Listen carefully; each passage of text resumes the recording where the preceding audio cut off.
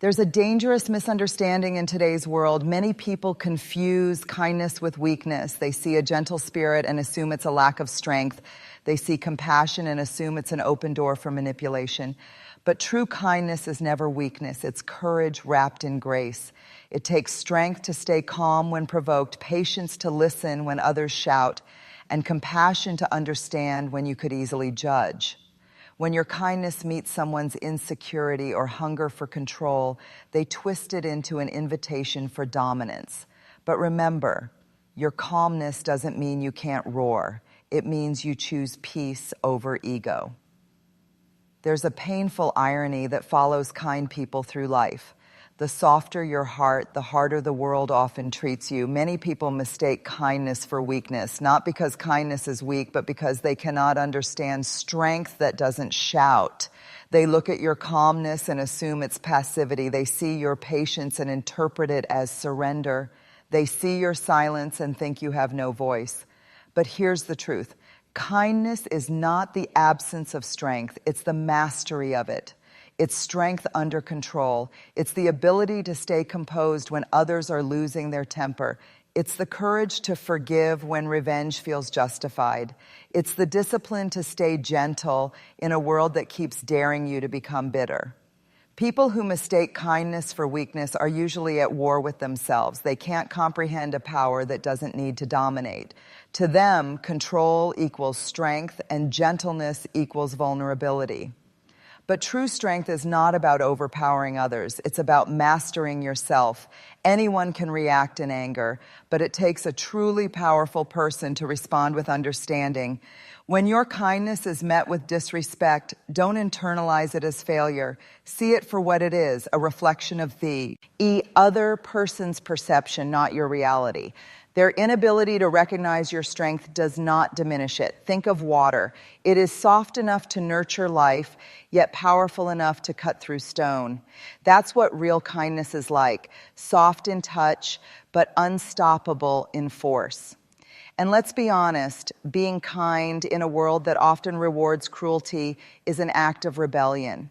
It takes incredible emotional maturity to remain calm when someone tests your limits. It takes self-awareness to say, I will not let your chaos steal my character. That's not weakness, that's wisdom. When people underestimate you because of your gentle heart, let them. Don't rush to prove your strength. Strength doesn't need to announce itself. It reveals itself through endurance, integrity, and grace. Over time, your consistency will speak louder than any defense you could ever give.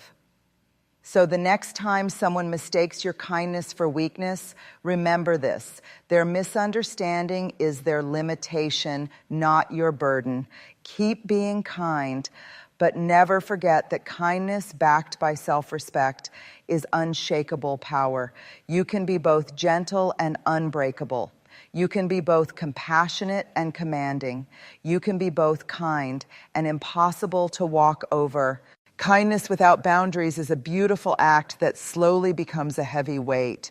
When you keep saying yes to everyone, you start saying no to yourself. You begin to stretch beyond your capacity, mentally, emotionally, and spiritually, until your kindness stops feeling like love and starts feeling like obligation.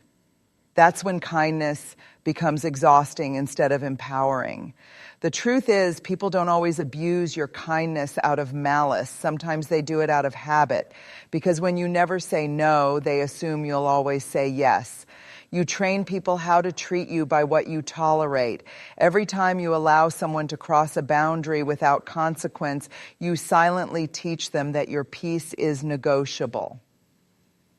Boundaries are not walls, they are gates. Walls shut people out, but gates let the right people in and keep the wrong ones out.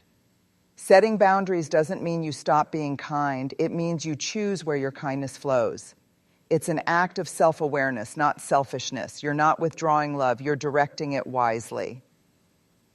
When you fail to draw boundaries, your kindness gets misunderstood. People stop seeing it as a gift and start expecting it as a duty.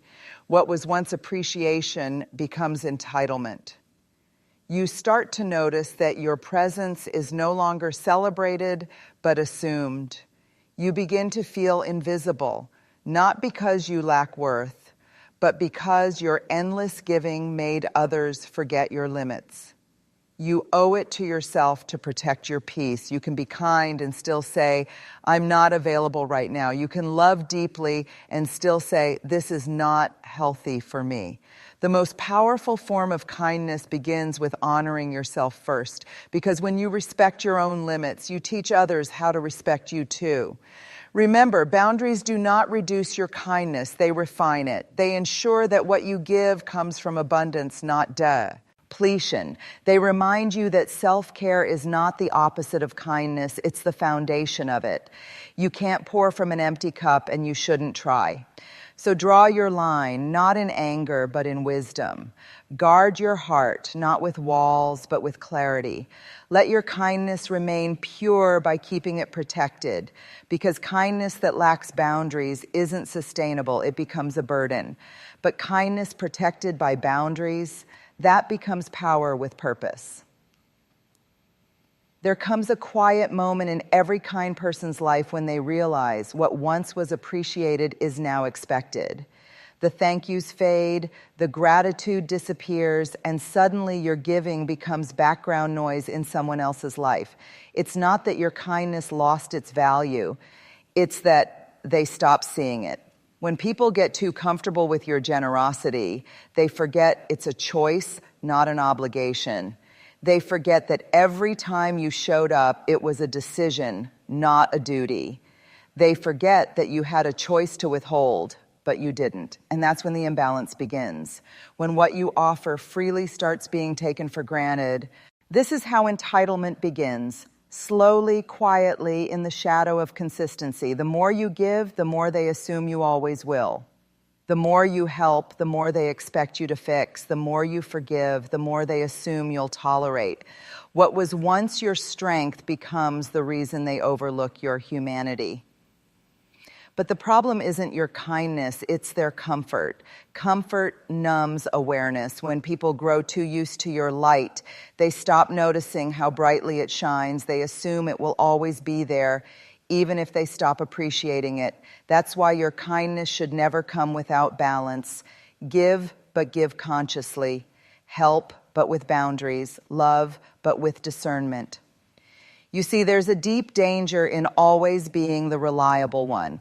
People forget that reliability is built on sacrifice, your time, your energy, your emotional space. They don't see the silent exhaustion behind your smile or the quiet tears behind your patience. And yet they keep taking, not out of cruelty, but because you've made it too easy. There comes a time when you must remind people gently but firmly that your giving heart is not infinite, that kindness does not mean availability, that love is not a license to drain.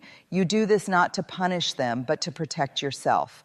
Because when people are reminded that your kindness is voluntary, they begin to see its value again. Never stop giving, but do it from a place of strength, not guilt. Let your generosity come from choice, not pressure. The moment you realize your kindness has become invisible is the moment to pause, step back, and recalibrate. You don't owe endless access to anyone who can't recognize the weight of your effort. So if they've grown comfortable with your giving, don't let resentment grow in your heart. Let wisdom grow instead. Teach them through your actions that kindness is sacred, that your yes carry as meaning, that your giving heart is powerful, not disposable. When you start valuing your effort, others will be forced to value it too.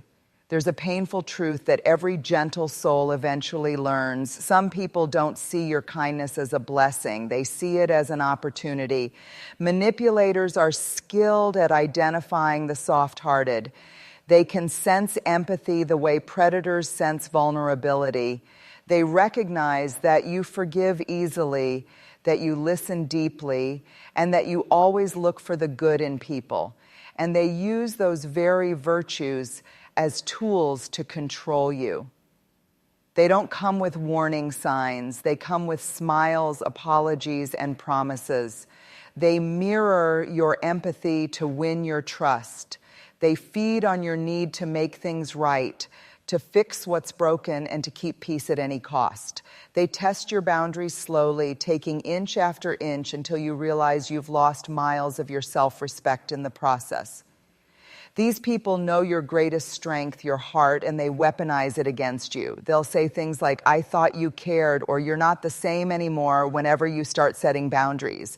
They'll guilt you into staying quiet, make you second-guess your instincts, and twist your compassion into compliance. That's not love. That's manipulation disguised as connection. The danger lies in thinking your love can change them. You start believing that if you give a little more, if you understand them a little better, they'll finally appreciate your kindness. But manipulation doesn't respond to love, it responds to limits.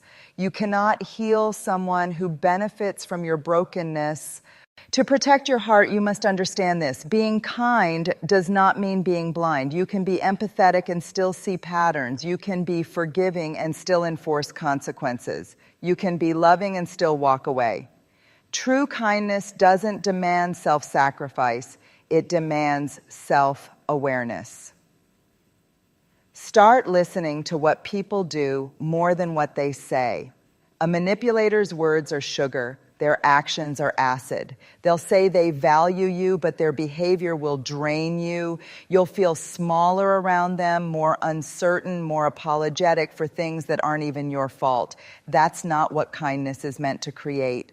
When your kindness becomes their control, it's time to reclaim it. Pull your energy back, stand your ground without guilt. Let silence replace over-explaining. You don't need to justify your need for peace. The moment you stop trying to prove your goodness, their power over you collapses. Remember, being gentle doesn't mean being gullible. You can have a tender heart and still carry a strong spine.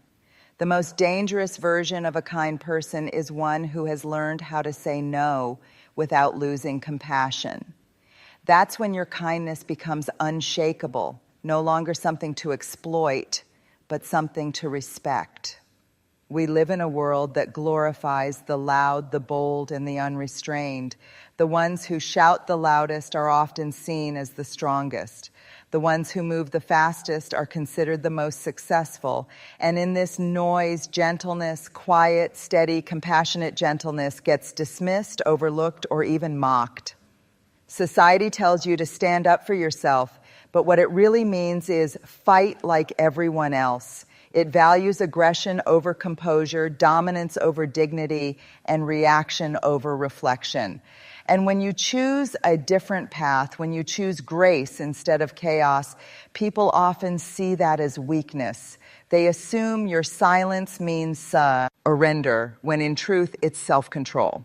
Gentleness is not passivity, it's precision. It's knowing when to speak and when silence carries more power. It's the discipline to stay calm when every instinct tells you to strike back. That kind of restraint takes a strength the world rarely understands. It's easy to shout, easy to react, easy to demand attention, but it takes deep emotional maturity to stay grounded when everything around you is loud. The truth is, gentleness is power under discipline. It's not about shrinking, it's about mastering yourself so completely that no one can provoke you into becoming what you are not. The world might overlook that kind of power, but time always reveals it. Because loudness may dominate the moment, but gentleness shapes the atmosphere. It's the quiet strength that restores peace in a room full of chaos. Unfortunately, this culture often mistakes sensitivity for fragility. It forgets that empathy builds bridges where arrogance builds walls. It forgets that quiet leadership, leading through presence, not pressure, is often the most transformative kind. Think about the people who've truly impacted you. It wasn't always the ones who talked the most, but the ones who made you feel seen, understood, and safe. That's the power of gentleness. It changes people without forcing them.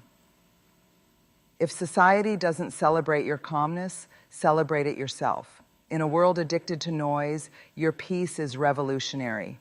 When you refuse to match someone's chaos, you're not backing down, you're rising above. When you stay kind in the face of cruelty, you're not naive. You're powerful beyond comprehension. So don't let the world convince you that you need to be louder to be respected.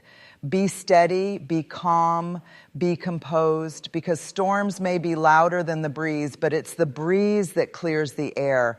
Loudness will get attention, but gentleness will earn trust. And in the end, it's trust, not noise, that changes the world. One of the hardest truths for kind-hearted people to accept is this: sometimes people hurt you not because you did anything wrong, but because your peace exposes their pain.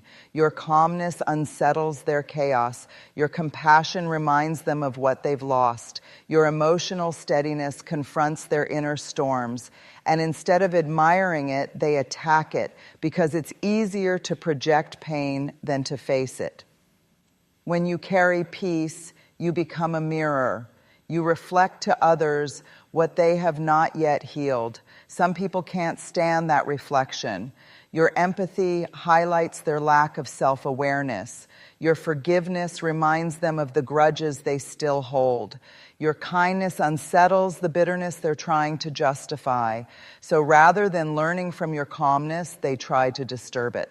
It's not about you, it's about what you represent.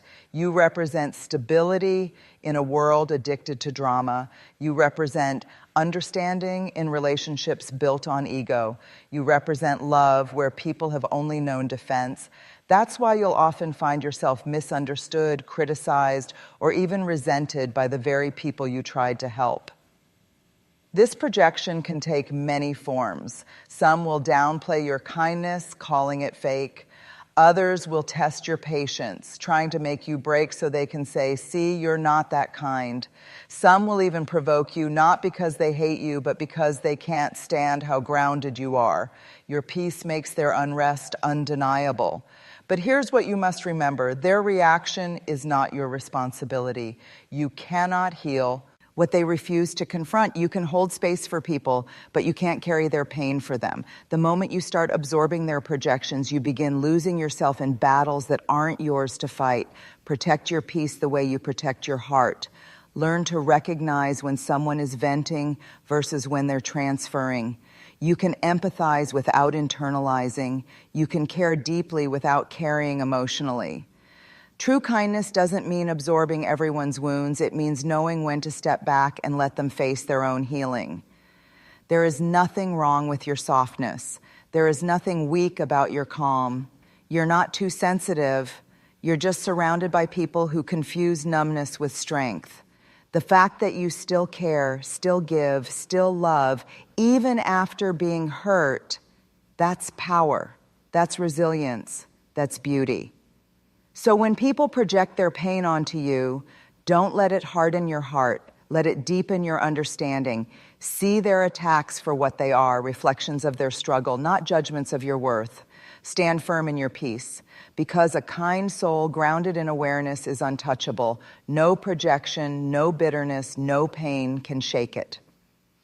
Kind people often carry the weight of emotions that aren't theirs to bear.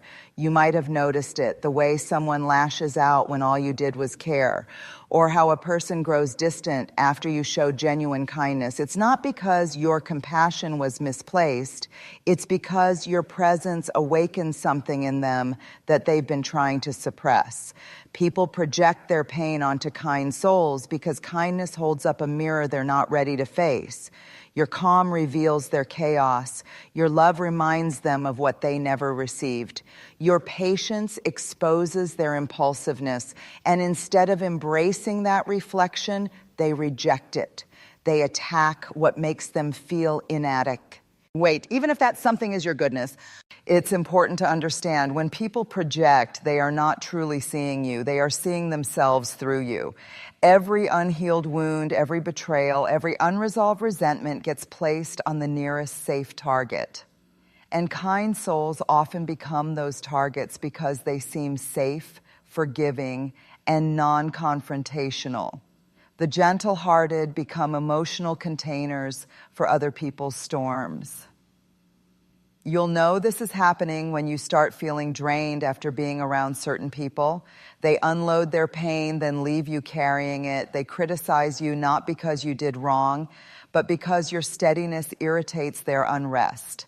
And sometimes they'll even accuse you of being too kind, too emotional, or too soft because your warmth threatens their defenses. But here's the truth. You were never meant to carry their pain. Compassion doesn't mean absorption. You can feel someone's struggle without making it your own. You can understand without agreeing. You can help without losing yourself. Protecting your peace is not a lack of empathy. It's an act of wisdom. When you realize someone is projecting, step back internally.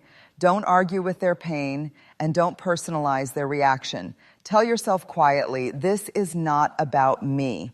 Because it isn't. You cannot control what they project, but you can control what you receive.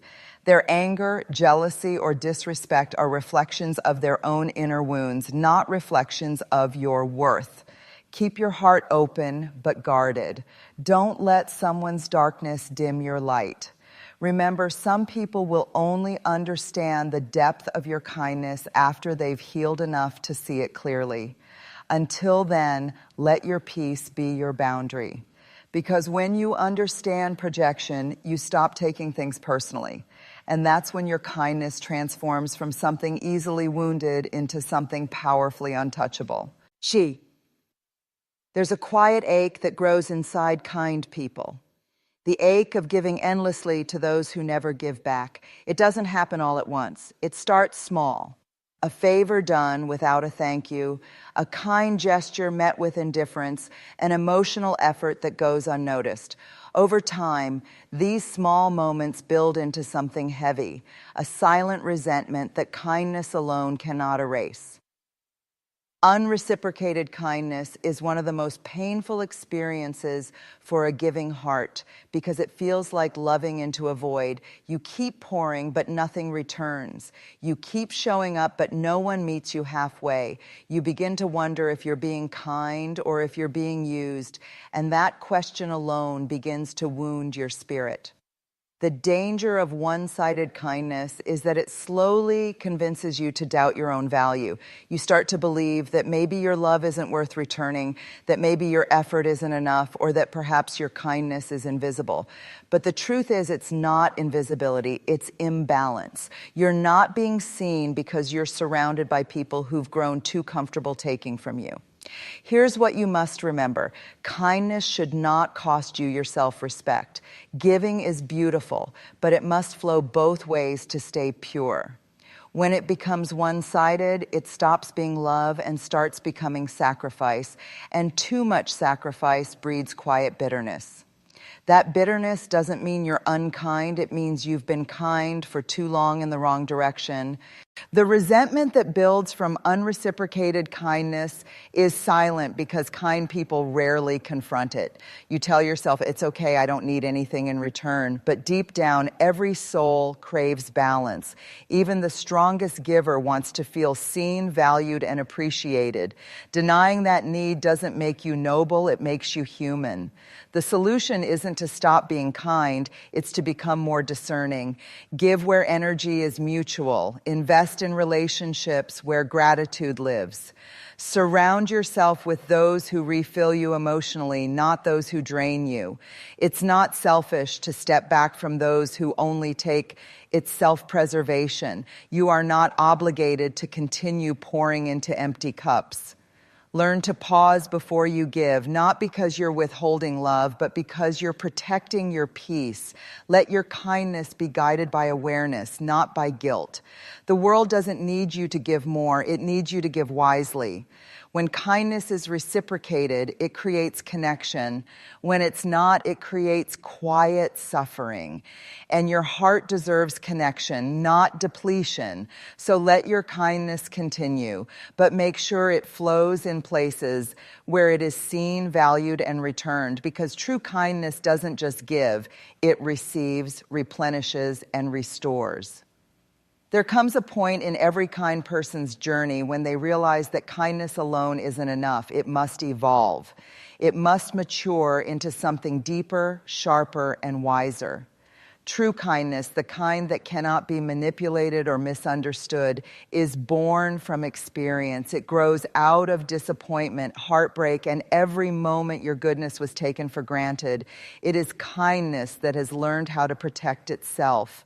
When kindness evolves into wisdom, it stops begging to be understood. It no longer chases appreciation or validation.